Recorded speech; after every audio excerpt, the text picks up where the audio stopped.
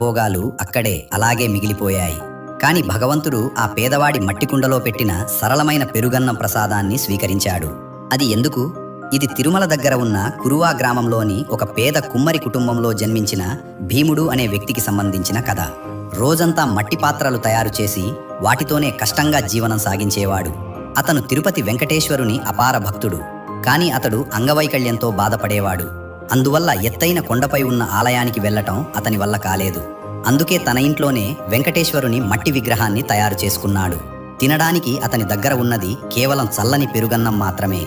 దానిని తన చేత చేసిన మట్టి పాత్రలో నింపి కన్నీళ్లు పెట్టుకుంటూ దేవునికి నైవేద్యంగా అర్పించేవాడు.